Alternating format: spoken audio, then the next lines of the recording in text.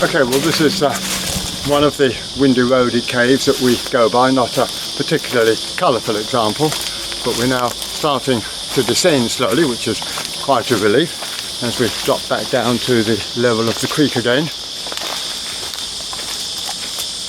Some white wattle flowers, not too many flowers out at this time of the year, being early autumn. The spring is clearly the best time of the year, but there they are. They're quite an attractive little flower and do add some colour to the bush. Although probably the most colourful thing is the colour of the gum trees themselves, which are all manner of dappled pinks and greys.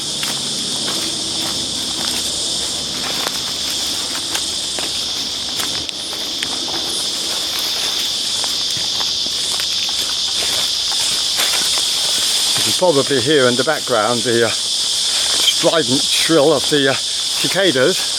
It's the time of the year that they emerge from their burrows under the ground and hang on to the sides of trees, rubbing their hind legs together, hoping to attract a mate.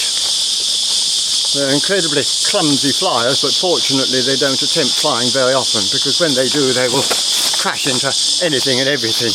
They seem to have absolutely no control over direction or any awareness of when they're approaching an object and perhaps need to put the brakes on.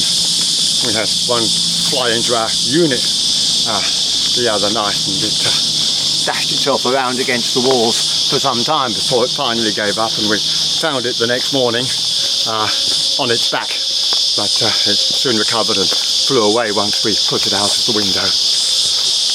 Here we are. It's probably the first of the more spectacular of the caves. It's all covered in green moss outside, but there is an interesting little window looking into it, which has been hollowed out by the wind, and as we go along you'll be able to see inside the cave and get some idea of the colours of the rock. Hello. It isn't too dark. There we are. Someone's painted some yellow arrows on there. I'm not quite sure what they're supposed to signify. And there's Barbara making her way along the cave. You can probably just see her legs, and here she comes out into the daylight. So we've just come to a spot with red and white tape and keep out signs on.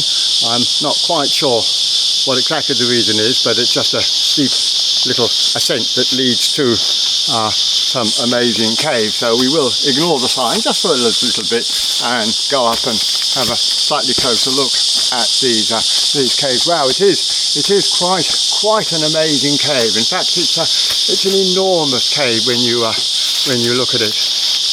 I'm not quite sure why. There's some reluctance on the authorities' part to let us go, but there we are.